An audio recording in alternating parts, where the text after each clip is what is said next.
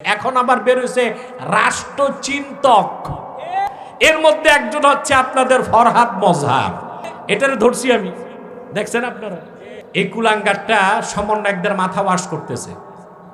আলহামদুলিল্লাহ পারবে না, কারণ সমন্বয়কদের একটা বিরাট অংশ আবার আলহামদুলিল্লাহ আমার সাথে সম্পর্ক রাখে এবং আসে আমার কাছে। তো এই ফরহাদ মজহার সে হচ্ছে লালন ভক্ত। সে বলেছে বাংলাদেশে আরবের ইসলাম চলবে না। আরবের ইসলাম ছাড়া ইসলাম আছে? তো সে তো ইসলামকে অস্বীকার করছে। আমি স্পষ্ট বাইতুল মুকাররমের বক্তব্য বলেছি, এই বক্তব্যের কারণে ফরহাদ মজহার কাফের হয়ে গেছে, নিঃসন্দেহে কাফের হয়ে গেছে। তার সুরতটা দেখছেন আপনি? দেখছেন তার সুরত? সাদা কুর্তা, এত মোটা আলুগিরি পায়জামা, ওটার ভিতর নাতিরে ঢুকানো যাবে। মাথায় কিম্বুত কিমাকার টুপি, নাভি পর্যন্ত রবি ঠাকুরের মতো দাড়ি, সামনে এত মোটা মোষ, দাঁত কয়টা গোনা যায় না, পিছনে সরস্বতীর মূর্তি, সামনে লালনের বেহালা। এই হচ্ছে রাষ্ট্রচিন্তক। আমাদেরকে কেমনে রাষ্ট্র হবে শিখায়। বেটা, তোমার সবক নিয়া রাষ্ট্র আমরা গঠন করব না। কোরআন সুন্নাহর অনুসরণে বাঙালি জাতি জানে কিভাবে রাষ্ট্র গঠন করতে হবে। সেজন্য ওলামায়ে কেরামকে এক হইতে হবে। আমার দেশে সমস্যা আলেমদেরকে নিয়ে, ওনারা এক হইতে শিখে নাই। ওনারা এখনো ঝগড়া করতেছে কার টুপি গোল কারটা লম্বা। মিয়া আলেমরা যদি এক না হন দেশ হারাবেন, কল্লাই তো থাকবে না। কল্লা না থাকলে টুপি কই লাগাবেন? মাসলাকগত দ্বন্দ্ব থাকতেই পারে। আমি তো আগেই বলেছি মাসলাক যার যার দিন ইসলাম সবার, ঠিক না? মাসলাক যার যার দিন ইসলাম সবার। ওলামায়ে কেরাম কান পেতে শুনে রাখুন, যদি বাংলাদেশে যে সুযোগ এসেছে তা যদি হাত ছাড়া হয়, আগামী 50 বছরও আপনাদের হাতে আর সুযোগ আসবে না। অতএব ইসলামের সুমহান স্বার্থ রক্ষায়, মুসলমানদের মৌলিক দাবিগুলো আদায়ে আর শরিয়া রাষ্ট্র তৈরি করার জন্য এই মুহূর্তেই দেশের সমস্ত ওলামায়ে কেরামকে এক প্ল্যাটফর্মে আসতে হবে। বাংলাদেশে মান ইউরিদিল্লাহু বিহি খাইরান ইউফাক্কিহু ফিদ্দীন। আল্লাহ তার যে বান্দার কল্যাণ চান তাকে আল্লাহ দ্বীনের সমঝদার বানিয়ে দেন। ইউফাক্কিহু ফিদ্দীন, ফাক্কাহা ইউফাক্কিহু মানে ফকিহ বানানো। ইউফাক্কিহু ফিদ্দীন মানে ইয়াজআলহু ফাকিহান ফিদ্দীন। আল্লাহ তার যে বান্দাকে পছন্দ করেন তাকে দ্বীনের সমঝদার বানায় দেন, দ্বীন শিখার সুযোগ দেন, দ্বীনের পথে তাকে উদ্বুদ্ধ করেন, দ্বীনের পথে আল্লাহ তাকে ঠেলে দেন। বলেন সুবহানাল্লাহ। তা আল্লাহ আমাদের যে পছন্দ করেছেন আজকে দিনের বেলা, এটা আমরা বুঝতে পারছি? আরে ভাই, পুরুষের কণ্ঠে বলেন, বুঝতে পারছি? এতে আমরা খুশি না বেজার? 2, আপনারা দিনের বেলা মাহফিল করে অভ্যাস কম, তবে 2014 পর থেকে আমি সারা দেশেই দিনে মাহফিল করি। আপনাদের এলাকাতেও করেছি, বহুত করেছি, আশেপাশে মরিচাকান্দায় প্রথমে এসেছি দিনে। আপনারা যারা এখানে এসেছেন, পার্থিব কোনো স্বার্থ নাই, রাজনৈতিক কোনো অভিলাষ নাই, সামাজিক কোনো মুনাফা নাই। আমরা এসেছি শুধুমাত্র আল্লাহ তার হাবিবের রেজামন্দি হাসিল করার জন্য। কিছুক্ষণ পর আমরা মুনাজাত করব। আমরা যখন মুনাজাত করব এককভাবে না সম্মিলিতভাবে? আল্লাহর হাবিবের হাদিস সাক্ষ্য দেয়, মুসলমান মুমিনরা যখন সম্মিলিত মুনাজাত করে আল্লাহ তা ফেরত দেন না। ইমামে হায়সামি মাজমাউজ জাওয়ায়েদের মধ্যে হাদিস উল্লেখ করেছেন, আল্লাহর হাবিব ইরশাদ করেছেন, আমার উম্মতের কোন মুমিন যদি দোয়া করে, বাকিরা যদি সম্মিলিতভাবে আমিন আমিন বলে, আমার উম্মতের সম্মিলিত মুনাজাত আল্লাহ তাৎক্ষণিক কবুল করে নেবেন। তাই বোঝা যাচ্ছে আজকে যে মুনাজাত করব কবুল হবে এবং আমাদের গুনাহ মাফ হয়ে যাবে। শিশুর মতো নিষ্পাপ হয়ে বাড়ি যেতে পারবো। এতে আমরা খুশি না বেজার? বেজার শুধু শয়তান। শয়তান এখন একটা চেষ্টা করবে, মুনাজাতের আগে আপনাদের উঠানো যায় কিনা। আমরা তো অবশ্যই আসরের আজানের আগে মুনাজাত করব, কিন্তু মুনাজাতের আগে যেন শয়তান উঠাতে না পারে। আমরা নেক নিয়ত করতে পারি? আমরা নিয়ত করছি কিছুক্ষণ পরে আজকের মুনাজাত করে গুনাহ মাফ করে নিষ্পাপ বেহেশতে আল্লাহওয়ালা হয়ে বাড়ি যেতে চাই। কারা কারা হাত তুলে আল্লাহ তাআলাকে দেখা। আল্লাহ কবুল করুক, আল্লাহ মঞ্জুর করুক, বলুন আল্লাহুম্মা আমিন। এবার যে ভাইরা দাঁড়িয়ে আছেন, আপনাদের উদ্দেশ্যে আমার নিবেদন, আল্লাহর হস্তে বসে যান। মাটির মানুষ, মাটিতে বসবেন, সমস্যা কি? আপনারা কেউ খান বাহাদুর আহসানুল্লাহ নাতিপুতি থাকতে পারেন, কিন্তু মাহফিলে কোনো বরত্ব নাই। চুপচাপ বসে যান, সবাই বসে যান, কেউ দাঁড়িয়ে থাকবেন না। আমাদের মাহফিলগুলোতে অনেক সময় অমুসলিমরা আসে, হিন্দুরাও আসে, আসে না? তারা বসতে লজ্জা পায়, দাঁড়িয়ে থাকে, আমরাও বসতে বলি না। ওই রকম হিন্দু বা অমুসলিম ছাড়া মুসলিম যারা আছেন আল্লাহর হস্তে বসে যান। আমাদের পরিবেশটা অনেকটা সুন্দর হয়েছে, আরো সুন্দর হয়ে যাবে ইনশাআল্লাহ। আমি আজকে আপনাদের সামনে তেলাওয়াত করেছি কোরআন কারীম সূরাতুল হজ থেকে 41 নম্বর আয়াত। এই আয়াতকে কেন্দ্র করে নির্ভরযোগ্য মুফাসসির এবং মুহাদ্দিসগণের দৃষ্টিকোণ থেকে কিছু কথা আপনাদের সামনে তুলে ধরার চেষ্টা করব ইনশাআল্লাহ, যদি আল্লাহ তাআলা কবুল করেন। বলুন আল্লাহুম্মা আমিন। তুমি এত দেরি করছো কেন? তুমি তো আমার আগে এসে থাকবা, ইউটিউবার ভাই। ট্রেন মিস হয়েছে নাকি?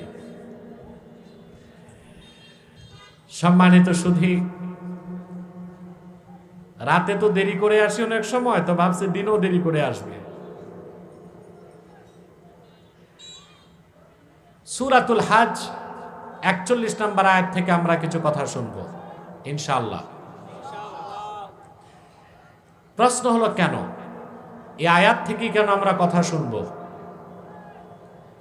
আজকে বাংলাদেশের টক অফ দ্য কান্ট্রি হচ্ছে আগামীর বাংলাদেশ সংস্কার করা, বাংলাদেশ পুনর্নির্মাণ করা, সুন্দর সমৃদ্ধ একটি বাংলাদেশ আমরা চাই। এখন বাংলাদেশের সংস্কার প্রশ্নে বিভিন্ন বুদ্ধিজীবী বিভিন্ন বক্তব্য দিচ্ছে, কথা বুঝতেছেন?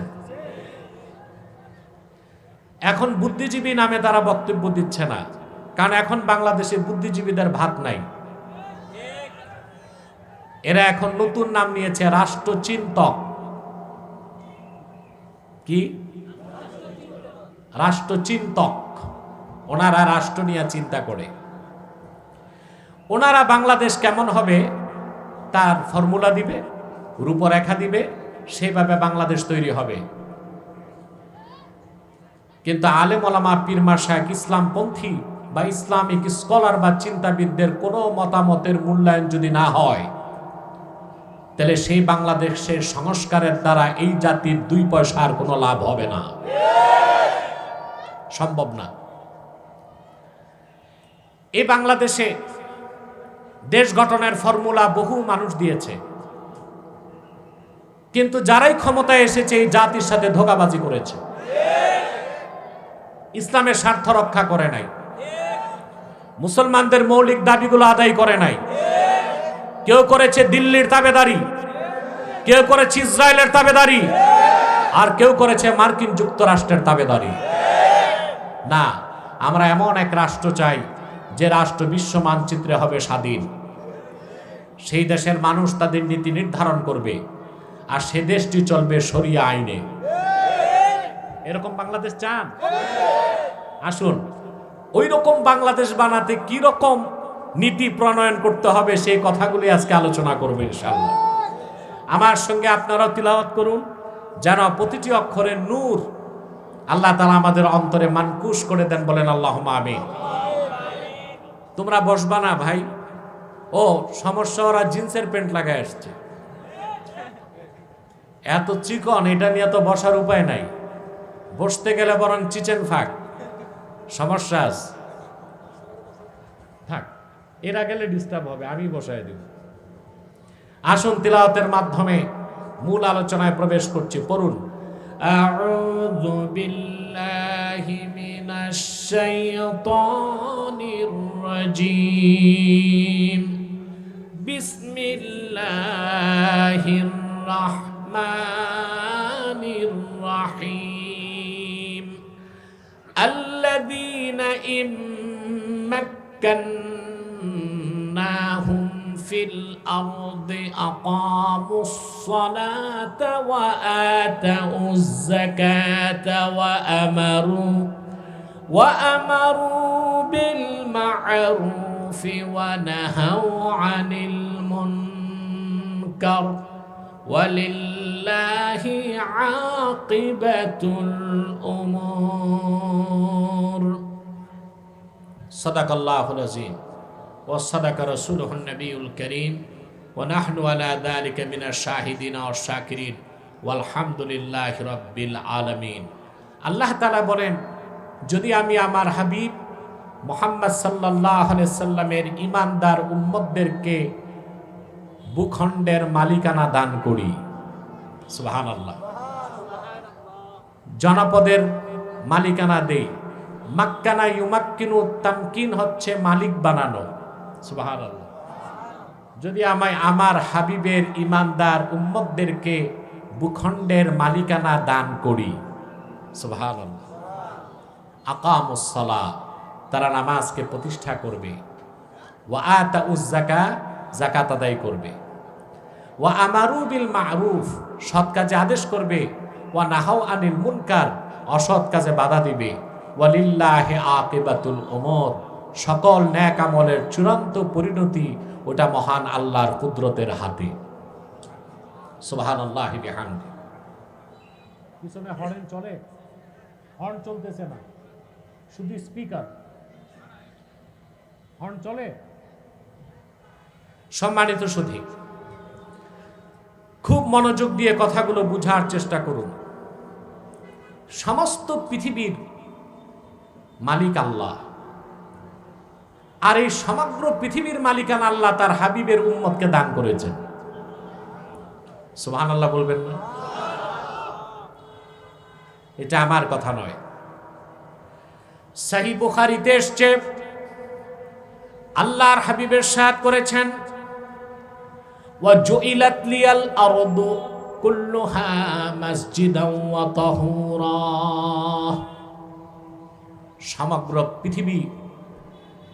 সমগ্র পৃথিবীকে আল্লাহ তাআলা আমার জন্য মসজিদ বানায় দিয়েছেন। ওয়া তাহুরা, আর পবিত্রতা অর্জনের মাধ্যম বানায় দিয়েছেন। সেজন্য উম্মতে মুহাম্মাদী পৃথিবীর যেখানে যাক, কি উত্তর মেরু কি দক্ষিণ মেরু, কি সাহারা মরুভূমি আর অ্যামাজন জঙ্গল, নামাজের সময় হলে সে নামাজ পড়তে পারবে, মসজিদ খোঁজার দরকার হবে না। আর নামাজের জন্য ওযু করবে পানি দিয়ে, পানি না থাকলে তায়াম্মুম করবে, বলেন সুবহানাল্লাহ। এই পৃথিবীতে কাফের মুশরিকদের কোনো রাজত্ব নাই, কোনো ভূখণ্ড নাই। মুসলমানই হচ্ছে এই ভূখণ্ডের, এই পৃথিবীর প্রকৃত প্রোপাইটার। সুবহানাল্লাহ। আল্লামা বদরুদ্দিন আইনি উমদাতুল কারি শারহু সহিহ বুখারীতে লেখেন, লা সালতানাতা লিল কুফার, এই পৃথিবীতে কাফেরদের কোনো রাজত্ব নাই। যতটুকু আছে ওটা জবরদখল। জমিনের মালিকানা কাদের? উম্মতে মুহাম্মাদীর। কাফের মুশরিকদের রাষ্ট্র আমাদের চেয়ে বেশি, আমাদের ৫৭টা, ওদের কয়টা? আরো বেশি, ১৫০ প্রায়। কিন্তু সেটা তারা বৈধ মালিকানা তাদের নাই, তারা হচ্ছে জবরদখলকারী। আমি একটা উদাহরণ দিচ্ছি আপনাদেরকে বুঝার স্বার্থে। আপনার একটা বড় বাড়ি আছে, অর্ধেকটা আপনার ঘর, বাকি অর্ধেক খালি। তো এলাকার কোনো সন্ত্রাসী এসে বাকি খালি জায়গায় একটা বিল্ডিং তুলে ফেলছে। এলাকায় কিছু আছে না সন্ত্রাসী? এখন অবশ্য কমে গেছে, চাঁদাবাজি কমছে কিছুটা, কথা বলে না। আবার কোথাও কোথাও বেড়েও গেছে। তবে সন্ত্রাসীদের উৎপাত অনেকটা কমে গেছে সেনাবাহিনীর তৎপরতা বেড়ে যাবার কারণে। আলহামদুলিল্লাহ, আমরা তো এটাই চাই, সন্ত্রাস মুক্ত বাংলাদেশ। কিন্তু সম্পূর্ণ শরিয়া আইন ছাড়া বাংলাদেশকে সন্ত্রাস এবং দুর্নীতি মুক্ত করা সম্ভব নয়। সম্মানিত সুধী, তো এখন অর্ধেকটা জায়গায় এলাকার সন্ত্রাসী একটা ঘর তুলে ফেলেছে, 4 তলা। ওর পিস্তল আছে, ওর অবৈধ পয়সা আছে, ওর দুর্মুজ বাহিনী আছে। থানায় গেছেন, থানা তার পক্ষে কথা বলে, পঞ্চায়েতের মাতবরও তার পক্ষে, আদালতও তার পক্ষে। বাড়ি করে সে বসবাস করছে আপনার জায়গায়, আসলে ওই জায়গার মালিক কি সে না আপনি? সে হচ্ছে জবরদখলকারী। এই পৃথিবীর বৈধ মালিকানা আল্লাহ তার হাবিবের উম্মতকে দান করেছেন, বলেন সুবহানাল্লাহ। আর কাফের মুশরিক যারা রাষ্ট্র নিয়ে আছে তারা হচ্ছে জবরদখলকারী। যেমন ইসরায়েল। ইসরায়েল কোনো রাষ্ট্র? রাষ্ট্র বলা যায়? বলা যায় এইভাবে যে পৃথিবীতে top most terror state in the world Israel. পৃথিবীর সবচেয়ে বড় সন্ত্রাসী দেশ Israel. Top most terror state Israel এতটুক নয়, আনলিগেল স্টেট, অবৈধ রাষ্ট্র এটা। ফিলিস্তিন পুরাটাই আরবি মুসলমানদের, ইসরায়েল সেখানে জবরদখল করেছে, ঠিক না? আর ইসরায়েল টিকে আছে মার্কিন যুক্তরাষ্ট্রের নেতৃত্বে পশ্চিমাদের অবৈধ সহযোগিতার মাধ্যমে। আল্লাহ তাআলা ইহুদিদের ব্যাপারে আগেই বলে দিয়েছেন, দুরিবাত আলাইহিমুদ দিল্লাতু ওয়াল মাসকানা ওয়া বাউ বিগাদাবিম মিনাল্লাহ। ইহুদি জাতির জন্য আল্লাহর পক্ষ থেকে নির্ধারিত হয়েছে তুচ্ছতা আর কাঙ্গালিত্ব। ওরা সব সময় মিসকিন থাকবে। কি থাকবে? এখন ইহুদিরা কি মিসকিন? আমরা তো দেখি ওরাই ধনী, কথা বলে না। লাক্স, ইউনিলিভার, নেসলে, যত বড় বড় প্রতিষ্ঠান তো ওদের হাতে। আর আল্লাহ বললেন কিয়ামত তক তারা মিসকিন হিসেবেই থাকবে। মাসকানাত, কাঙ্গালিত্ব, পরনির্ভরশীলতা আর তুচ্ছতা, লানত তাদের জন্য নির্ধারিত। এখন নাস্তিকদের পক্ষ থেকে প্রশ্ন আসতে পারে, আমরা তো দেখি ইহুদিরাই ধনী। আরে বাবা কথা বলেন, আমরা বাহ্যিক তা দেখি না? বিল গেটস, ওর পয়সা সবচেয়ে বেশি ছিল, ইহুদি না? এলন মাস্ক, এটাও ইহুদি। ওর ব্যক্তিগত সম্পদ আছে $250 বিলিয়ন। ইলন মাস্কের বাংলাদেশের বাজেট আছে মাত্র $8 বিলিয়ন। আর ইলন মাস্কের ব্যক্তিগত সম্পদ আছে $250 বিলিয়ন। তারপরও সে 2 নাম্বার ধনী। 1 নাম্বার ধনী হচ্ছে অ্যামাজনের চেয়ারম্যান, ওর প্রায় $300 বিলিয়ন। সব ইহুদি। আর আল্লাহ বলেছেন তারা মিসকিন। তারা কি? আসল কথা হচ্ছে মাসকানাত বা মিসকিনের সঠিক অর্থ আমরা জানি না। মিসকিন কাকে বলে? যার উপর যাকাত ফরজ হয় নাই কিন্তু 3 বেলার খাদ্য আছে, ওরে বলা হয় শরীয়তের ভাষায় ফকির। কি বলা হয়? আর যার 1 বেলার খানা আছে, আর 1 বেলার খানার জন্য মানুষের কাছে হাত পাততে হয়, তাকে বলা হয় মিসকিন। কি বলা হয়? তো মিসকিনের সংজ্ঞা হচ্ছে আল্লাযী ইয়াহতাজু ইলা গায়রিহি সুকুন, যে ব্যক্তি তার খাদ্য নিরাপত্তা, তার স্বাস্থ্য নিরাপত্তা, তার সামাজিক নিরাপত্তা, তার রাষ্ট্রীয় নিরাপত্তার জন্য অন্যের মুখাপেক্ষী, তাকেই বলা হয় মিসকিন। সেই দৃষ্টিকোণ থেকে ইহুদিদের চেয়ে বড় মিসকিন পৃথিবীতে নাই, কারণ তাদেরকে অস্ত্র সহযোগিতা দিচ্ছে যুক্তরাষ্ট্র, ঠিক না? খাদ্য সহযোগিতা করছে যুক্তরাষ্ট্র। ইরানে তারা যখন তখন হামলা করে, আমেরিকা বাধা দেয়। আর ইরান যখন হামলা করতে চায়, আমেরিকা তাদেরকে রক্ষা করে। আমেরিকা এবং পশ্চিমাদের সাহায্য ছাড়া 1 ঘন্টাও যেই দেশ টিকে থাকতে পারে না, ওই দেশের চেয়ে বড় মিসকিন দেশ আর কোনটা আছে? ওরা কাদের উপর নির্ভরশীল? মৌলানা ঘুরে বসেন জনগণের দিকে, ওদিকে বসেন। কাদের ঘুরে বসেন? কাদের উপর নির্ভরশীল? পশ্চিমাদের উপর নির্ভরশীল। এই জন্য ইহুদিরা আসলেই কি? মিসকিন। টাকা থাকলেই ধনী হওয়া যায় না। ওরা মিসকিন, ওরা কাঙ্গাল। পশ্চিমাদের সাহায্য ছাড়া ইসরায়েল নামক রাষ্ট্র 1 ঘন্টা বিশ্ব মানচিত্রে টিকে থাকতে পারে না। তারপর তো মার খাচ্ছে হামাসের কাছে। হামাস হিজবুল্লাহ নিক্ষেপ করে রকেট, এই রকেট বানাতে লাগে বাংলাদেশের 7,000 টাকা। ইউরিয়া, সার, চিনি আর পটাশ, এই 3টা দিয়ে রকেট বানায়, ঘরে বানায়, বাড়িতে বানায়। আর এইটা ফেরাতে আয়রন ডম, যেটা ইসরায়েলের আকাশ প্রতিরক্ষা ব্যবস্থা, এক একটা আয়রন ডম থেকে যে মিসাইল নিক্ষেপ করা হয় এই ঘরে বানানো রকেট আটকাতে, ওইটার সর্বনিম্ন মূল্য পড়ে $50,000। কত? প্রায় বাংলাদেশের 50 লক্ষ টাকা। হামাস আর হিজবুল্লাহ ঘরে বানায় রকেট, চিনি দিয়া, ইউরিয়া, সার দিয়া, পটাশ দিয়া, যেটার দাম পড়ে 7,000 টাকা, 10,000 টাকা বাংলাদেশের। আর ওইটা ঠেকাতে ইসরায়েল ইহুদিদের আকাশ প্রতিরক্ষা ব্যবস্থা আয়রন ডোমের সর্বনিম্ন যে মিসাইল, ওইটার খরচ পড়ে বাংলাদেশের $50,000, প্রায় 50 লক্ষ টাকা। যুদ্ধ যত লম্বা হবে ইসরায়েল আরো কাঙ্গাল থেকে কাঙ্গাল হতে থাকবে। সেই দিন বাকি নাই, বিশ্ব মানচিত্র থেকে ইসরায়েল নামক রাষ্ট্র মুছে যাবে ইনশাআল্লাহ।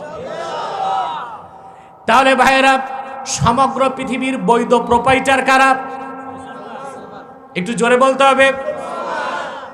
এই জন্য আল্লাহ রাব্বুল আলামিন আল্লাহর জমিনে আল্লাহর বিধান, আল্লাহর পক্ষ থেকে খেলাফতের দায়িত্ব নিয়া হুকুমতে কোরআন, আহকামে এলাহিয়া, আল্লাহর বিধান দিয়া রাষ্ট্র ভূখণ্ড চালাবার দায়িত্ব আল্লাহ উম্মতে মুহাম্মদীর হাতে সুপর্দ করেছেন। সুবহানাল্লাহ। চলে আসলাম রাজনীতির কথায়। কথা বলেন। চলে আসলাম রাজনীতির কথায়।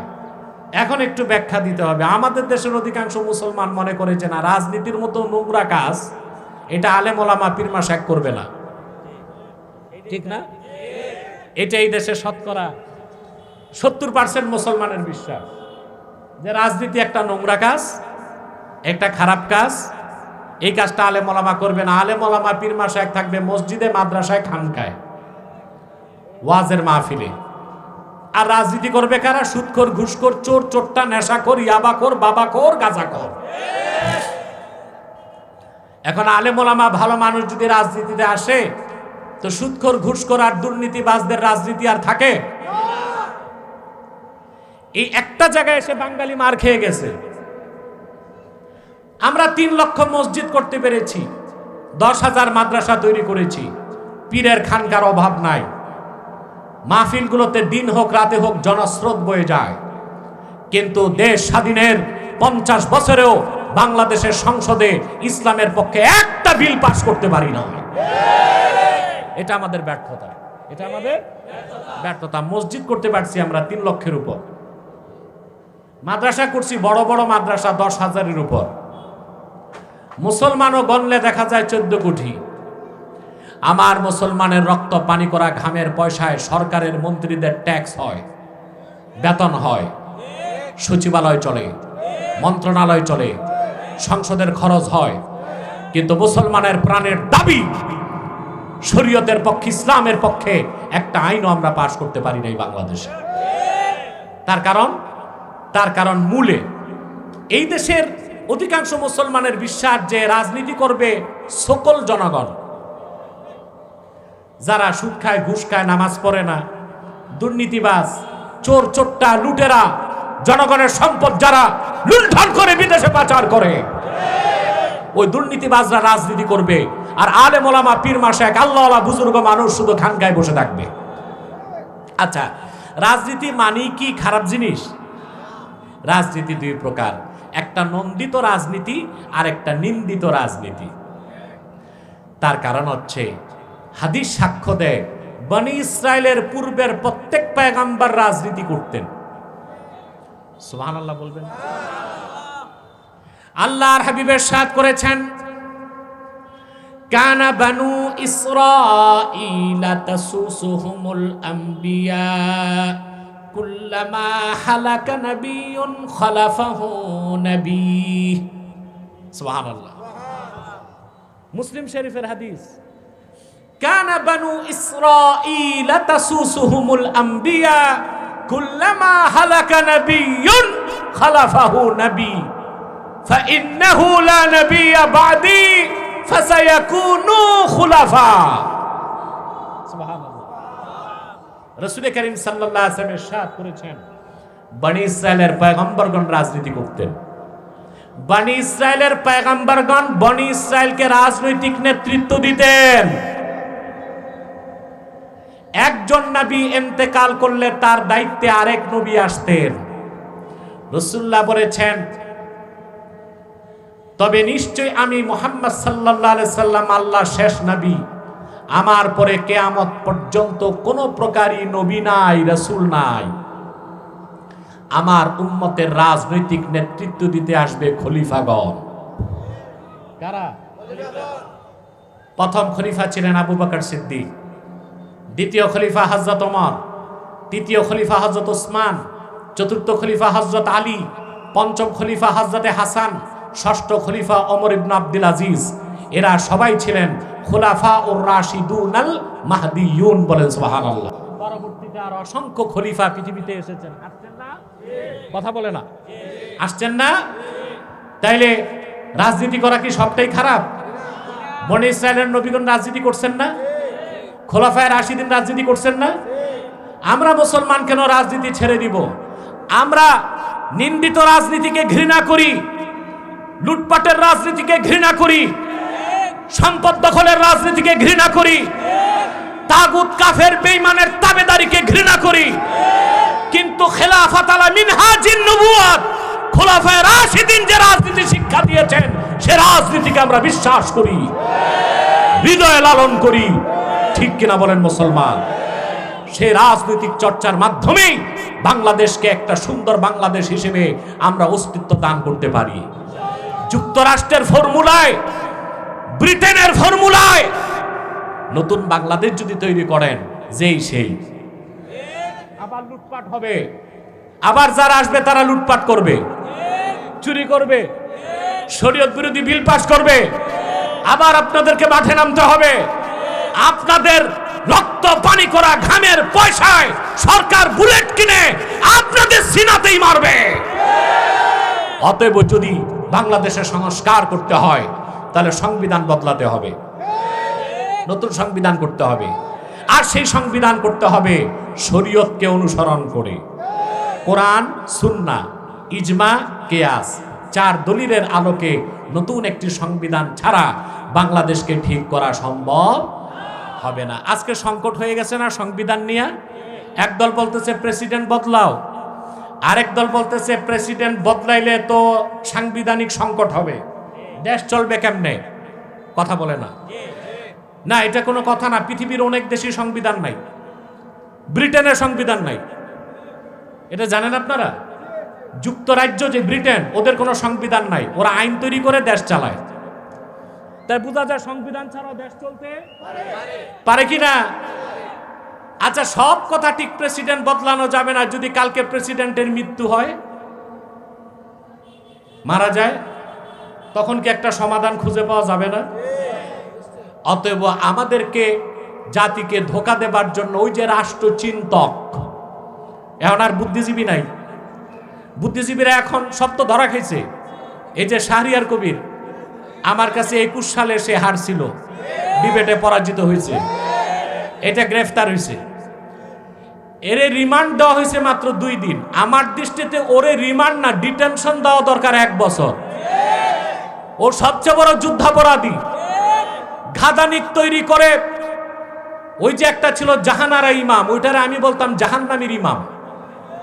ঘাদানিক তৈরি করছিল, ঘাদানিক, ঘাতক দালাল নির্মূল কমিটি। ওইটার সভাপতি হচ্ছে এই মুরগিচোর। এই ঘাদানিক সারা জীবন দাবি করেছে যুদ্ধাপরাধীদের শাস্তি। আর আমি পরবর্তী এক ডিবেটে প্রমাণ দিয়েছি শাহরিয়ার কবির সবচেয়ে বড় যুদ্ধাপরাধী। 1971 সালে শাহরিয়ার কবির যে পাক বাহিনী বাংলাদেশের মানুষকে হত্যা করেছে নির্মমভাবে, সেই পাক বাহিনীর ক্যাম্পে সে দেশি মুরগি সাপ্লাই দিত। সেজন্যই তার নাম হয়েছে কি মুরগি চোর। তো তার রিমান্ড এত কম হবে কেন? তার তো রিমান্ড না, ডিটেনশন দেওয়া দরকার 1 মাস। কি বলেন আপনারা? এবং যুদ্ধাপরাধী হিসেবে আমরা শাহরিয়ার কবিরের ফাঁসি চাই। আপনারা চান? আপনারা চান? আমরা গাধানিকের সভাপতি, ইসরায়েলের মোসাদের মদতপুষ্ট, ইসলাম ও মুসলমানের শত্রু, কুখ্যাত বুদ্ধিজীবী শাহরিয়ার কবির কুলাঙ্গারের যুদ্ধাপরাধী হিসেবে বাংলাদেশের ট্রাইব্যুনালে ফাঁসি চায়। এটা এক বুদ্ধিজীবী ছিল, বাকি আর অনেক বুদ্ধিজীবী আমার সাথে ডিবেটে বসছে, দেখছেন আপনারা। আল্লাহর রহমতে একটাও টিকতে পারে নাই। এখন ওরা দেখছে আগের যে সরকার ছিল তাদের ব্যবসায় ছিল মুক্তিযুদ্ধ, আর প্রতিপক্ষকে ঘায়েল করতো রাজাকার বলে, আর তাদের ব্যবসার বড় পুঁজি ছিল স্বাধীনতার চেতনা, আর এগুলো ঠিকাদারি নিয়েছিল বুদ্ধিজীবীরা। কথা বুঝেন নাই? আগে যারা ছিল পরাজিত শক্তি, ওদের ব্যবসার মূল কি ছিল? স্বাধীনতার চেতনা। প্রতিপক্ষকে ঘায়েল করার অস্ত্র ছিল তুই রাজাকার। আর এগুলো ঠিকাদারি দিছিল বুদ্ধিজীবীদেরকে। এখন সব তো পালাইছে, বুদ্ধিজীবীরাও গা ঢাকা দিছে। এখন আবার বের হইছে রাষ্ট্রচিন্তক। এর মধ্যে একজন হচ্ছে আপনাদের ফরহাদ মজহার। এটারে ধরছি আমি, দেখছেন আপনারা। এই কুলাঙ্গারটা সমন্বয়কদের মাথা ওয়াশ করতেছে।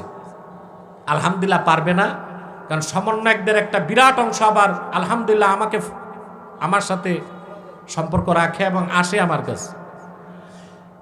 তো এই ফরহাদ মজহার, সে হচ্ছে লালন ভক্ত। সে বলেছে বাংলাদেশে আরবের ইসলাম চলবে না। আরবের ইসলাম ছাড়া ইসলাম আছে? তত সে তো ইসলামকে অস্বীকার করছে। আমি স্পষ্ট বাইতুল মুকাররমের বক্তব্য বলেছি, এই বক্তব্যের কারণে ফরহাদ মজহার কাফের হয়ে গেছে, নিঃসন্দেহে কাফের হয়ে গেছে। তার সুরতটা দেখছেন আপনি? দেখছেন তার সুরত? সাদা কুর্তা, এত মোটা আলুগিরি পায়জামা, ওটার ভিতর নাতিরে ঢুকানো যাবে। মাথায় কিম্বুদকি মাগার টুপি, নাভি পর্যন্ত রবি ঠাকুরের মতো দাড়ি, সামনে এত মোটা মোষ, দাঁত কয়টা গোনা যায় না, পিছনে সরস্বতীর মূর্তি, সামনে লালনের বেহালা।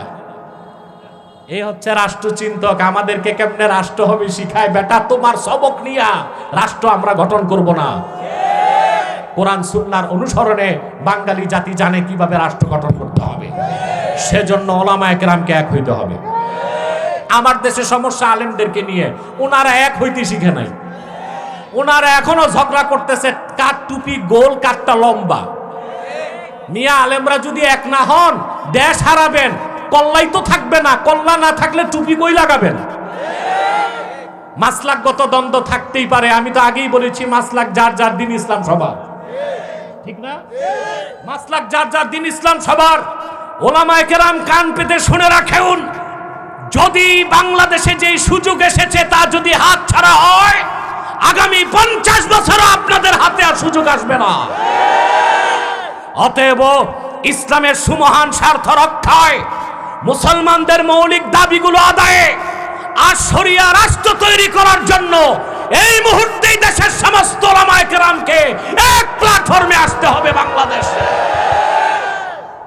এটা চান আপনারা? জনগণকে বাধ্য করতে হবে, আলেমদেরকে। আমার মাসলাক আমার কাছে, তোমারটা তোমার কাছে। মাসলাক যার যার, দিন ইসলাম সবার। স্লোগানটা দেন, মাসলাক যার যার, মাসলাক যার যার, মাসলাক যার যার। এই সূত্রে আমরা এক হতে পারি, দ্বীনের মৌলিক স্বার্থে আমরা এক হতে পারি, আর এক হতেই হবে। এবং এখন যদি এটা হাতছাড়া হয়ে যায়, এই রকম সুযোগ 50 বছরও আর এদেশের মুসলমানের ভাগ্যে আসতে না পারে। কথাগুলো বুঝতেছেন? তাহলে প্রিয় ভাইরা, যে কথা বলছিলাম, যে এই ভূখণ্ডের মালিকানা আল্লাহ দিয়েছেন কাকে? কাদেরকে? উম্মতে মুহাম্মাদীকে। সুবহানাল্লাহ বলবেন না? রাষ্ট্র ক্ষমতার মালিক হলে তারা 4টা নীতি বাস্তবায়ন করবে। কয়টা? আল্লাহ রাব্বুল আলামিন বলেন, আকামুস সালাহ রাষ্ট্রীয়ভাবে তারা নামাজ প্রতিষ্ঠা করবে। ওয়া আতাউজ যাকাত, রাষ্ট্রীয়ভাবে যাকাত আদায় করবে। এখানে ব্যাখ্যা হচ্ছে আকামুস সালাতা জাবরান ওয়া আতাউজ যাকাতা কহরান, নামাজকে প্রতিষ্ঠা করবে রাষ্ট্রীয়ভাবে, নামাজ না পড়লে শাসন করা হবে, যাকাত আদায় করা হবে জোর করে, কারণ ধনীর সম্পদে যাকাত হচ্ছে গরিবের হক। যাকাত দেওয়াটা কোনো দাক্ষিণ্য নয়, কোনো দয়া নয়, গরিবের হক। আল্লাহর হুকুমে লাখে ২৫০০ টাকা যাকাত ফান্ডে দিতেই হবে। আমাদের দেশে রাষ্ট্রীয়ভাবে নামাজ প্রতিষ্ঠিত আছে, আর আমাদের দেশে রাষ্ট্রীয়ভাবে যাকাত আদায় করা হয়। আকামুস সালাতা জাবরান ওয়া আতাউজ যাকাতা কহরান, জোর জবরদস্তি নামাজ প্রতিষ্ঠিত করা হবে। কাফের মুশরিককে দিয়ে নামাজ পড়ানো হবে না, মুসলিমদেরকে দিয়ে। আর যাকাত আদায় করা হবে কহরান, অর্থাৎ রাষ্ট্র কারো কাছে চিঠি দিয়া যাকাত চাইবে না। ব্যাংকে টাকা আছে, যাকাত যতটুক হয় সরকার মূল টাকা থেকে ডিডাক্ট করে যাকাতের অংশটা গরিবের ফান্ডে পাঠিয়ে দিবে। বলেন সুবহানাল্লাহ। শুধু মোবাইল একটা মেসেজ যাবে যে এই বছর রমজানে আপনার ১ কোটি টাকা থেকে ২.৫ লাখ টাকা যাকাত ফান্ডে চলে গেছে। সুবহানাল্লাহ। এটা দয়ার জিনিস না। পিঠ ঘষে আদর করে যাকাত নেওয়ার কোনো বিধান নাই। যাকাতটা কার হক? গরিবের হক, দিতেই হবে তোমাকে, না দিলে সরকার জোর করে যাকাত আদায় করবে। নামাজ প্রতিষ্ঠিত করবে জাবরান, যাকাত আদায় করবে কহরান।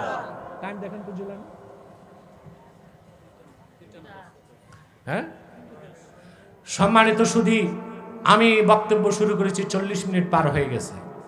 আর যদি আধা ঘন্টা থাকি কষ্ট হবে আপনাদের? নিয়ত ঠিক আছে? কার কার হাত তুলে আমার আল্লাহকে দেখান। আল্লাহ কবুল করুন, আল্লাহ মঞ্জুর করুন, বলুন আল্লাহ আমিন। সম্মানিত সুধী, যে কথা বলছিলাম, তাহলে মুমিন মুসলমানগণ রাষ্ট্র ক্ষমতার মালিক হলে প্রথমে কি করবে? নামাজ প্রতিষ্ঠা করবে। কিভাবে করবে এটা বুঝে নেন। একটা কথা আপনাদেরকে বুঝাই দিচ্ছি, খুব সুন্দর করে বুঝে নেন। একটা হচ্ছে ওয়েলফেয়ার স্টেট বা কল্যাণ রাষ্ট্র, আর একটা হচ্ছে ইসলামী স্টেট বা ইসলামী রাষ্ট্র। এই দুইটার পার্থক্য বুঝেন?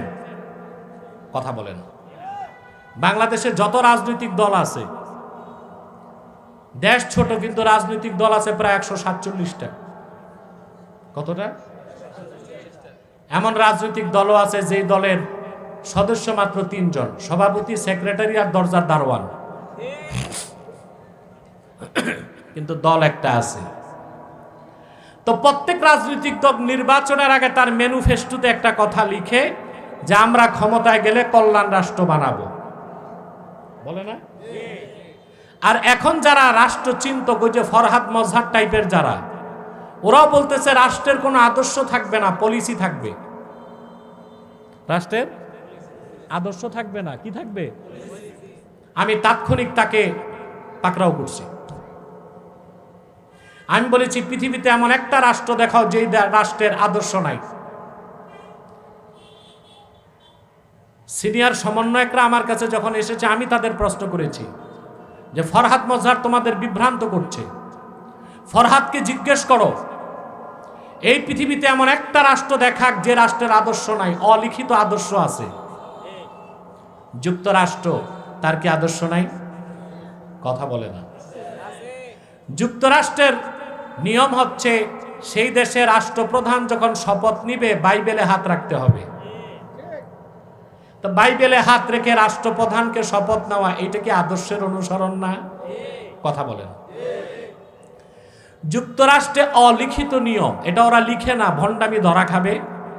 অলিখিত নিয়ম হচ্ছে যুক্তরাষ্ট্রের নন খ্রিস্টিয়ান, অখ্রিস্টান কখনো প্রেসিডেন্ট হতে পারবে না। এটা কি আদর্শের অনুসরণ না? তা বাংলাদেশে 14 কোটি মুসলমানের প্রাণের দাবি, ইসলামী শরিয়া আইনে বাংলাদেশ চলবে, বাংলাদেশে কেন আদর্শ থাকবে না? বাংলাদেশের মুসলমান ইসলামের আদর্শে রাষ্ট্র গঠন করতে চায়, ঠিক না? দেখুন, যারাই ক্ষমতায় যেতে চায় তারা আমাদেরকে বলতেছে আমরা কল্যাণ রাষ্ট্র বানাবো। আমি বলি না, আমরা কল্যাণ রাষ্ট্র চাই না, ইসলামী রাষ্ট্র চাই। কারণ ইসলামী রাষ্ট্রতে এমনি কল্যাণ রাষ্ট্র, কিন্তু শুধু কল্যাণ রাষ্ট্র তো ইসলামী রাষ্ট্র না। এখন ইসলামী রাষ্ট্র আর কল্যাণ রাষ্ট্রের পার্থক্য কি আমি 3 মিনিটে বুঝাই দিচ্ছি। ওয়েলফেয়ার স্টেট বা কল্যাণ রাষ্ট্রের কাজ হচ্ছে মানুষকে নিরাপত্তা দেওয়া, রাষ্ট্রের মানুষকে সমৃদ্ধি দেওয়া, সুখ দেওয়া, শান্তি দেওয়া, অধিকার রক্ষা করা। কিন্তু পৃথিবীতে এমন একটা কল্যাণ রাষ্ট্র নাই যেখানে সব আছে, ইনসাফও আছে। ওই একটা কল্যাণ রাষ্ট্রে ইনসাফ বলে কিছু নাই। আর ইসলামী রাষ্ট্রে সুখ আছে, সমৃদ্ধি আছে, মানবাধিকার আছে, শান্তি আছে, সাথে ইনসাফ থাকে। বলেন সুবহানাল্লাহ। ইনসাফের চেয়ে বড় কিছু আছে? কল্যাণ রাষ্ট্রের একটা উদাহরণ দিচ্ছি। যেমন আমাদের গোটা দক্ষিণ পূর্ব এশিয়ায় সিঙ্গাপুরকে বলা হয় কল্যাণ রাষ্ট্র। কি বলা হয়? Richest and cleanest state in south Asia. দক্ষিণ এশিয়ার সবচেয়ে ধনী, এই দিক আমার দিকে, দক্ষিণ এশিয়ার সবচেয়ে পরিষ্কার এবং ধনী রাষ্ট্রের নাম সিঙ্গাপুর। এটা জানেন আপনারা? ওয়াজ মাহফিলের সুবাদে বহুবার আমি গেছি। আমি দেখেছি ওদের ওখানে সুখ আছে, সমৃদ্ধি আছে, ইনসাফ নাই। কি নাই? আমি একটা উদাহরণ দিই আপনাকে। আমি যখন 11 সালে সিঙ্গাপুর গেলাম, আমি চাঙ্গি এয়ারপোর্টে যে নামলাম ফজরের একটু আগে, বুঝতেছেন? ফজরের সময় হয়ে গিয়েছে, এয়ারপোর্টের ভিতরেই আমি ফজর নামাজ পড়লাম। নামাজের পরপরই আমি বের হলাম। এয়ারপোর্টের বাইরে যেয়ে দেখি কার পার্কিংয়ে এক বৃদ্ধা মহিলা জুসের প্যাকেটগুলো টোকাচ্ছে। কথা বুঝতেছেন? ফজরের পরপর তা আমি দেখলাম মহিলা খুবই বৃদ্ধা, তবে চাইনিজ প্যান্ট শার্ট পরা।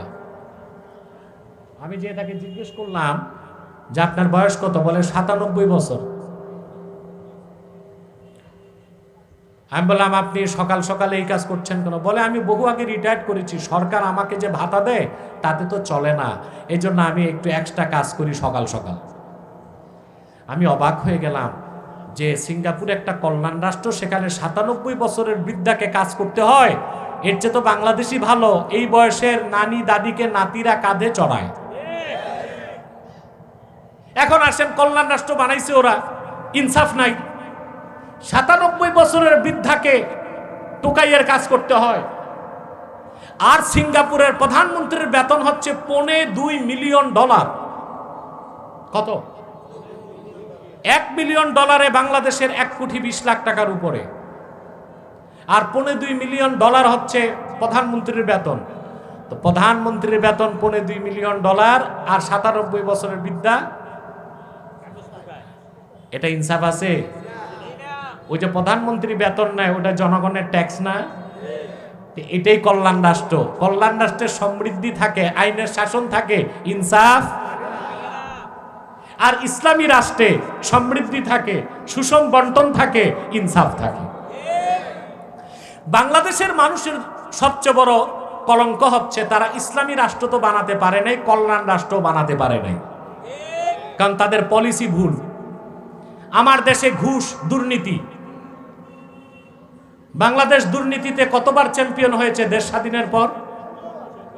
দক্ষিণ পূর্ব এশিয়াতে কোনো দেশ এতবার দুর্নীতিতে চ্যাম্পিয়ন হয় নাই। ফুটবল খেলতে গেলে চ্যাম্পিয়ন হয় না, ক্রিকেটে গেলে গোল্লা, দুর্নীতিতে চ্যাম্পিয়ন। কেমনে হবে? ওই ক্রিকেট বোর্ডেও দুর্নীতি, ফুটবল ফেডারেশনে দুর্নীতি, সব জায়গায় আত্মীয়করণ, সব জায়গায় দলীয়করণ, সব জায়গায় দুর্নীতি। সচিব, এমপি, মন্ত্রী সবই তো চোর আর চুরিচামারি করে। বিগত পরাজিত শক্তি 2 লক্ষ কোটি টাকা বাংলাদেশ থেকে পাচার করেছে বিদেশে। বর্তমান সরকার বলছে টাকা ফেরত আনবে। মুসলমান তোমরা লিখে রাখতে পারো আব্বাসির কথা, 1 টাকাও বিদেশে পাচার হয়েছে সরকার ফেরত আনতে পারবে না, 1 টাকাও ফেরত আসবে না। ভবিষ্যতে রাষ্ট্র ক্ষমতায় যে আমার বাঙালির রক্ত পানি করা ঘামের পয়সা যেন বিদেশে কেউ পাচার করতে না পারে, সেজন্য কঠিন আইনের ব্যবস্থা করতে হবে। সেটা করলে কাজ হবে। যেটা গেছে এটা ফেরত আসবে না। ভবিষ্যতে যেন কেউ ক্ষমতায় যে আমার দেশের জনগণের টাকা চুরি করে বিদেশ পাচার করতে না পারে, সেজন্য আমাদের আইন করতে হবে। আর প্রচলিত আইনে তা হবে না, সেটাও শরিয়া আইন লাগবে। কারণ শরিয়া আইনে চোরের শাস্তি হাত কাটা। চোরের শাস্তি কি? যারা শেয়ার ব্যবসা কেলেঙ্কারি করেছে, যারা বাংলাদেশ ব্যাংকের টাকা চুরি করেছে, যারা পদ্মা সেতুর টাকা চুরি করেছে, যত দুর্নীতিবাজ কর্মকর্তা ছিল, শরিয়া আইনে চোর হিসেবে তাদের হাত কেটে দাও। সামনে যারা ক্ষমতায় আসবে দুর্নীতি করার আগে 7 গ্লাস পানি খাবে, ঠিক না? অথবা রাষ্ট্র তৈরি করতে হবে তোমাদের ফর্মুলায় না, নতুন বাংলাদেশ তৈরি করতে হবে আলেম ওলামার ফর্মুলায়। তাইলেই বাংলাদেশের এই বিজয়কে ধরে রাখা সম্ভব হবে। তাহলে আমরা কল্যাণ রাষ্ট্র চাই না ইসলামী রাষ্ট্র? জোরে বলতে হবে। কারণ ইসলামী রাষ্ট্র এমনিতেই কল্যাণ রাষ্ট্র, কিন্তু কল্যাণ রাষ্ট্র ইসলামী রাষ্ট্র হয় না, কোনোদিনও হবে না যদি ইমানদাররা রাষ্ট্র ক্ষমতায় না যায়। আর সেই কল্যাণ রাষ্ট্রে কোনোদিনও ইনসাফ থাকতে পারে। আমেরিকাকে কল্যাণ রাষ্ট্র বলা হয়, হয় না? আমেরিকা কি ইনসাফ আছে? যখন তখন শ্বেতাঙ্গরা কৃষ্ণাঙ্গদেরকে গুলি করে হত্যা করে। ইউরোপে কল্যাণ রাষ্ট্র ধরা হয় সুইজারল্যান্ড, হল্যান্ড, গ্রিনল্যান্ড, ফিনল্যান্ড, এগুলোকে বলা হয় কল্যাণ রাষ্ট্র। আপনি একটু ইন্টারনেট সার্চ দিয়ে দেখেন, ইউরোপের কল্যাণ রাষ্ট্রগুলোতে জনগণ ট্যাক্স দেয় 50%। অর্থাৎ যার 1 লাখ টাকা ইনকাম, 50,000 টাকা সরকারের কোষাগারে দিয়ে দেয়। ইসলাম এটাকে সমর্থন করে না। আপনার রক্ত পানি করা ঘামের পয়সা অর্ধেকটাই আপনি সরকারকে দিবেন, আর সরকার ওইটা দিয়ে কল্যাণ রাষ্ট্র বানাবে। এই কল্যাণ রাষ্ট্রের কোনো দরকার। তাহলে মুসলমান ভাইয়েরা, যারা এখন কল্যাণ রাষ্ট্রের স্লোগান দিচ্ছে, কল্যাণ রাষ্ট্রের মাধ্যমে সমাজ ইনসাফ কায়েম হয় না। 100% ইনসাফ, সুষম বন্টন, ট্রান্সপারেন্সি, স্বচ্ছতা, আইনের শাসন আর ইনসাফ যদি পেতে চান, কোরআন সুন্নাহর আলোকে শরিয়া রাষ্ট্র বানাতে হবে। এটা আপনারা চান? এটা দেশের সমস্ত আলেমরা যদি একমত হয় আর এক প্ল্যাটফর্মে আসে, এই সুযোগে বাংলাদেশকে একটি ইসলামী শরিয়া আইনে পরিচালিত রাষ্ট্র বানানো সম্ভব। যদি এই সুযোগটা হাতছাড়া হয়ে যায়, আলেমরা 50 বছরও এই সুযোগ আর পাবে বলে আমার মনে হয় না। ঠিক কিনা বলে? তাহলে সম্মানিত শুধু ইসলামী রাষ্ট্র যেটা হবে, শরিয়া আইন অনুযায়ী যেই দেশ তৈরি হবে, সেই দেশের মধ্যে রাষ্ট্র ক্ষমতায় গেলে মুসলমানেরা কয়টা নীতি বাস্তবায়ন করবে? আকামুস সালাহ, নামাজকে প্রতিষ্ঠা করবে জাবরান, ওয়া আতাউজ যাকাত, যাকাত আদায় করবে কাহরান। অর্থাৎ যেই দেশে ইসলামী রাষ্ট্র প্রতিষ্ঠিত হয়ে যাবে, রাষ্ট্র তার রাষ্ট্রীয় তত্ত্বাবধানে নামাজ প্রতিষ্ঠা করবে। অর্থাৎ যারা নামাজ পড়বে না মুসলিম, তাদেরকে শাস্তির আওতায় আনা হবে। আমাদের দেশে বেনামাজি শাস্তি আছে? কথা বলেন। রাষ্ট্র যদি কোরআন সুন্নাহর আইনে দেশে নামাজ কায়েম করে, মানুষগুলো চরিত্রবান হয়ে যাবে। হবে কি না? এখন মানুষ চরিত্রবান হয় না কেন? আমাদের দেশে কর্মকর্তারা পড়াশোনা কিন্তু কম নাই। যে লোকটা সচিব হয়েছে সে কম পড়ছে? কথা বলে না। কত পড়তে হয় জানেন? এসএসসি, এইচএসসি, মাস্টার্স, অনার্স, তারপর বিসিএস ক্যাডার, তারপরে চাকরি নিতে যাইয়া মামু আর খালুদেরকে 30 লাখ টাকা দিতে হয়েছে, হয় না? তারপরে একটা লোক চাকরি পায়, 26 বছর চাকরি করলে সে হয় পূর্ণ সচিব। কত বছর? আপনি খোঁজ নিয়ে দেখেন, বাংলাদেশে একজন পূর্ণ সচিবের স্কেল বা বেতন হচ্ছে মাত্র 78,000 টাকা। কত?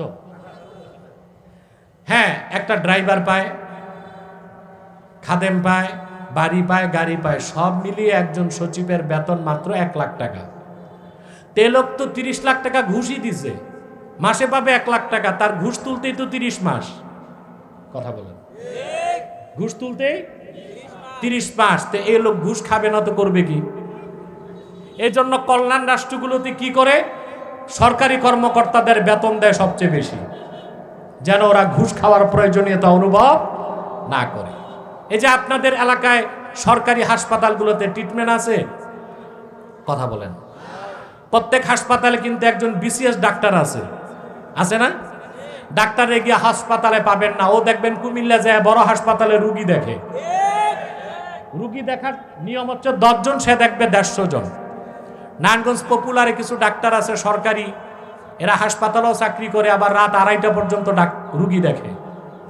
যে ডাক্তার সারাদিন হাসপাতালে চাকরি করে রাত 2:30 পর্যন্ত রুগী দেখে, তার নিজেরই তো মাথা ঠিক নেই, ও আবার ট্রিটমেন্ট দিবে কি? আমার গত সপ্তাহে মাহফিল ছিল জহুরুল ইসলাম মেডিকেল কলেজে। আমি ছাত্রদেরকে জিজ্ঞেস করলাম বিসিএস ডাক্তারের বেতন কত? বলে হুজুর মোটে 26,000 টাকা। এখন 26,000 টাকা সরকার যে ডাক্তারের বেতন দিবে, ওই ডাক্তার তো এক্সট্রা রুগী দেখবেই। কথা বলে না? আমি লন্ডনে দেখেছি, আমি 14 দিন ছিলাম, আমি কোনো ট্রিটমেন্ট পাই নাই। ওখানে ট্রিটমেন্টের নীতি খুব কড়া, আমাকে ওষুধ পর্যন্ত দেয় না, রেজিস্টার্ড হতে হবে, এই নিয়ম সেই নিয়ম। এর মানে ওই অবস্থা হয়েছে যে ডাক্তার আসতে আসতে রুগী মারা যাবে, ওই অবস্থা। আমি আর ওষুধ খেতেও পারি নাই, ওষুধ ছাড়া ছিলাম 1 সপ্তাহ, কিন্তু কন্ট্রোল করে ফেলেছি, খাবার দাবার ছেড়ে দিছি, কারণ আমাকে তো ওষুধ লাগবে। আর ওরা ওষুধ দিচ্ছে না, ওদের নিয়ম রেজিস্ট্রেশন করে ওষুধ দিতে হবে। আমি খোঁজ নিয়ে দেখলাম লন্ডনে একজন জিপি জেনারেল ফিজিশিয়ানের বেতন হচ্ছে বাংলাদেশের 1,20,00,000 টাকা। জিপি, ছোট ডাক্তার, জেনারেল ফিজিশিয়ান, তার যে বেতন বাংলাদেশের 1,20,00,000 টাকার উপরে। ওই ডাক্তারটা কি আর এক্সট্রা রুগী দেখবে? কথা বলে না। ইনভেস্টিগেশনের নামে কমিশন খাবে, 10 জন রোগীর বেশি দেখবে। আমরা আসলে কিচ্ছু পাই নাই, না ইসলামী রাষ্ট্র করে পরকালে মুক্তির ব্যবস্থা করলাম, না কল্যাণ রাষ্ট্র বানাইতে পারলাম। আমরা এখনো যেই সেই আছি। অতএব যারা রাষ্ট্রচিন্তক নতুন বাংলাদেশ বানাতে চান, আপনাদেরকে যদি সত্যিকার অর্থে নতুন বাংলাদেশ গড়তে চান, সমৃদ্ধ বাংলাদেশ, দুর্নীতিমুক্ত বাংলাদেশ, শরিয়া রাষ্ট্র ছাড়া এটা সম্ভব নয়। সম্ভব? এটা সম্ভব নয়। সেজন্য আল্লাহ রাব্বুল আলামিনের নির্দেশ, মুসলিমগণ যদি জনপদের দায়িত্ব পায় তারা নামাজ কায়েম করবে। সরকারি কর্মকর্তা যারা নামাজের সময় সচিবালয়ের মসজিদে চলে যাবে, মন্ত্রীরা মসজিদে চলে যাবে। খেয়াল করতেছেন কথা?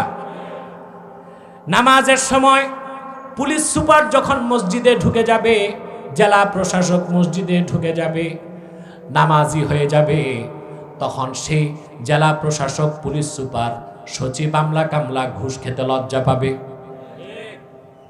কারণ আল্লাহর বিধান হচ্ছে মুমিনরা যদি নামাজ পড়ে, নামাজের কারণে পরকালে জান্নাত পাবে, দুনিয়ায় তারা পাবে একটা উন্নত চরিত্র। বলেন সুবহানাল্লাহ। আপনার সমাজের দিকে তাকায় দেখেন আল্লাহর কথাটা কত বাস্তব।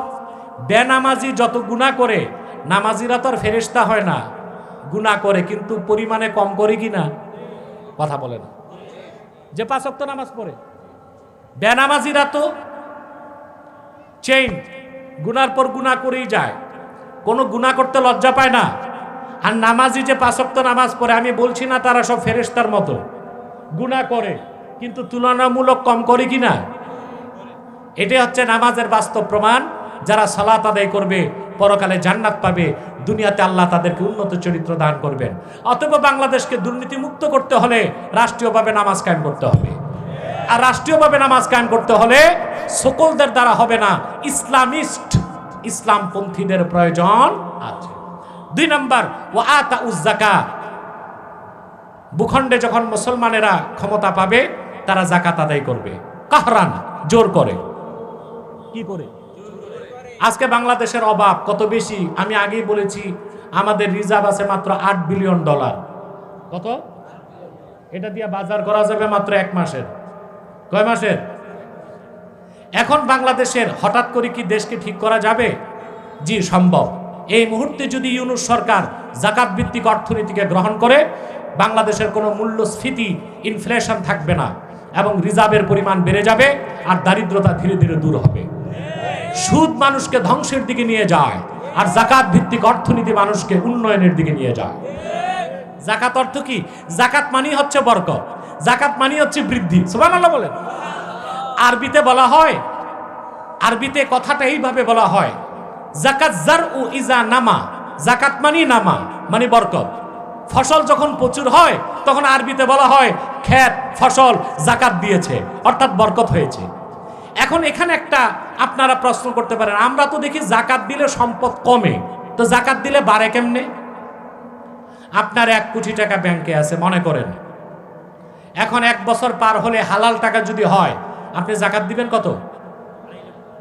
আরে ভাই কথা বলেন, মহিলাদের কণ্ঠে না, মহিলাদের মতো না, পুরুষের কণ্ঠে বলেন, কত দিবেন? 2.5 লাখ টাকা দিবেন। একটু সামনে বসুন, পা লাগতেছে তো আপনার। 2.5 লাখ টাকা দিবেন। এখন আপনি যে 2.5 লক্ষ টাকা জাকাত দিলেন, তা আপনার হইল 97.5 লাখ, কমলো না? এর পরের বছর দিলেন আবার 2.5 লাখ, গেল 5 লাখ। এর পরের বছর আরো 2.5 লাখ, গেল 7.5 লাখ। এর পরের বছর আরো 2.5 লাখ, গেল 10 লাখ। তো 1 কোটি থেকে তো 4 বছরে জাকাত দিলেন কত?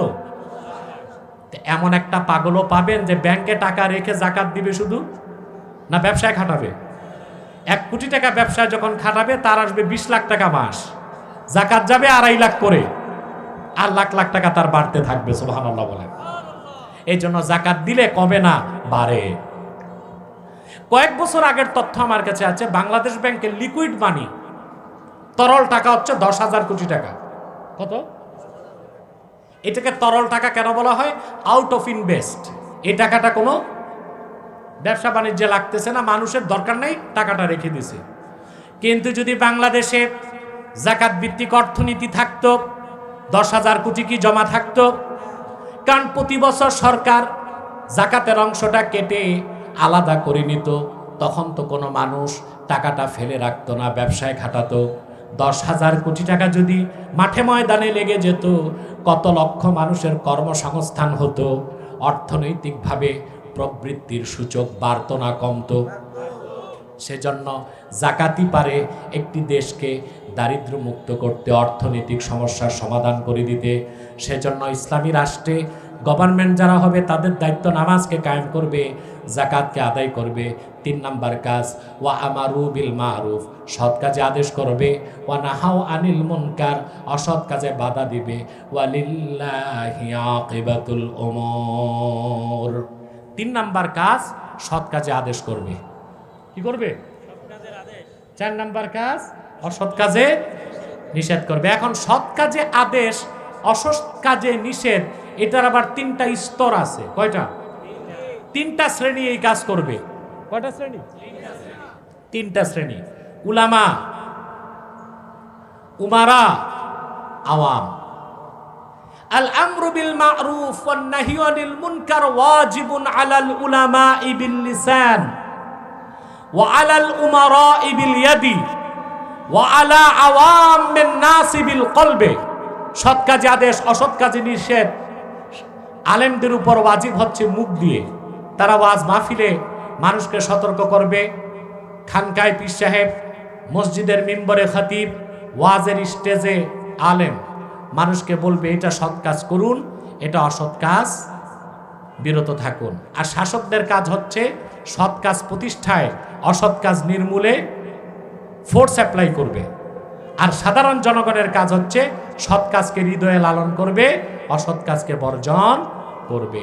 আমরা এভাবে একটি সমৃদ্ধ বাংলাদেশ বানাতে চাই। শরীয়ত আইনের মাধ্যমেই ওই বাংলাদেশ যদি হয়, সেই দেশ একটা সমৃদ্ধ দেশ হবে, একটা স্বাধীন রাষ্ট্র হবে। একটি কথা আপনারা মেনে নিবেন না, তাও বলছি, 1947-এ বাংলাদেশ আসলে স্বাধীন হয় নাই, 1971-ও স্বাধীন হয় নাই, 2024-ও স্বাধীন হয় নাই। এখনও দেশ স্বাধীন করা বাকি আছে। স্বাধীন দেশ তো সেই দেশ যেই দেশের জনগণ নিজেরা তাদের নীতি প্রণয়ন করতে পারে। আমাদের কি ক্ষমতা আছে নীতি প্রণয়ন করার? কথা বলে না, আছে আমাদের ক্ষমতা? এই যে জাতিসংঘ এসে মানবাধিকার অফিস খুলছে ঢাকায়, কথা বলে না, জাতিসংঘ মানবাধিকারের ইউনিট খুলেছে ঢাকায়। কেন? জনগণের সমর্থন তো তারা নেয় নাই। কারণ যুক্তরাষ্ট্রের বাংলাদেশি কিছু করতে এই দেশের জনগণের সমর্থনের দরকার নাই। কথা বলে না। এই যে মানবাধিকার কার্যালয় যে খুলছে ঢাকা, এটার উদ্দেশ্য বলে দিচ্ছি, এটা হচ্ছে ইসলাম ও মুসলমানের বিপক্ষে কাফের মুশরিক সংখ্যালঘুদের অধিকার প্রতিষ্ঠায় তারা কাজ করবে। 2 নাম্বার হচ্ছে এলজিবিটি সমকামীদের অধিকার প্রতিষ্ঠা করবে। 3 নাম্বার হচ্ছে নারী পুরুষের সমান অধিকারের নামে নারীদেরকে বেপরদা করে রাস্তায় নামাবে। এগুলো করার জন্য তারা জাতিসংঘের কার্যালয় ঢাকায় করা হয়েছে, বাংলাদেশের মুসলমানদের মতামত নেওয়া হয় নাই। তা দেখা যাচ্ছে বাংলাদেশের মুসলমান যা চায় তা করতে পারে না, কারণ দেশটা স্বাধীন না পরাধীন। হয় আমেরিকার কথা শুনতে হয়, নয় ব্রিটেনের কথা শুনতে হয়। দক্ষিণ পূর্ব এশিয়াতে, পুরা মধ্য এশিয়া, দক্ষিণ পূর্ব এশিয়াতে আমার দৃষ্টিতে একটা দেশ স্বাধীন, ওইটার নাম আফগানিস্তান। আমেরিকারে তোয়াক্কা করে না। 34 বছর যুদ্ধই করছে, 14 বছর রাশিয়ার সাথে যুদ্ধ করছে, 19 বছর আমেরিকার সাথে, 70,000 তালেবান 19 বছরে শাহাদাত বরণ করছে। কত? আমেরিকা হেরে গেছে, দুনিয়ার পরাশক্তি ধরাশক্তি হয়ে গেছে। যাবার বেলায় আমেরিকা গনিমতের মাল রেখে গেছে কত জানেন? তালেবান অস্ত্র পেয়েছে আমেরিকার $86 বিলিয়ন, আর 19 বছরের যুদ্ধে আমেরিকার ক্ষতি হয়েছে $2.26 ট্রিলিয়ন। কত? বিলিয়ন না, ট্রিলিয়ন। 1000 বিলিয়নে 1 ট্রিলিয়ন। 19 বছরের যুদ্ধে আমেরিকার ক্ষতি হয়েছে $2.26 ট্রিলিয়ন। ওই টাকা দিয়ে বাংলাদেশ 100 বছর চলবে, এটা তার লস হয়েছে। আর যখন তালেবানের মাইর খায়া পালাইছে, তো অস্ত্র রেখে গেছে যা, তার বর্তমান বাজার দর $86 বিলিয়ন। আজকে তালেবান শরিয়া আইনে দেশ চালাচ্ছে, ওখানে চুরি বন্ধ, আফিম চাষ করতো তা বন্ধ, এখন চাষ করে জাফরান। 1 কেজি জাফরানের দাম 3.5 লক্ষ টাকা। মাশাআল্লাহ বলবেন না? তারা নীতি নির্ধারণ করছে, আমেরিকারে বুড়ো আঙ্গুল দিও গণে না, তো ওরাই তো স্বাধীন। আমরা কি স্বাধীন হয়েছি? 47-এ স্বাধীন হই নাই, 71-ও স্বাধীন হই নাই, 24-এর 5 আগস্ট স্বাধীন হই নাই। যেই দিন বাংলাদেশে শরিয়া আইনে দেশ বানাতে পারবো, সেদিন আমরা স্বাধীন হব ইনশাআল্লাহ। আল্লাহ তাআলা আমাদেরকে কবুল করুক, মঞ্জুর করুক। সাদাকাল্লাহুল আযীম ওয়া সাদাকা রাসূলুহুন নবিয়ুল কারীম ওয়া নাহনু আলা যালিকা মিনাশ শাহিদিন ওয়াশ শাকিরিন ওয়াল হামদুলিল্লাহি রাব্বিল আলামিন।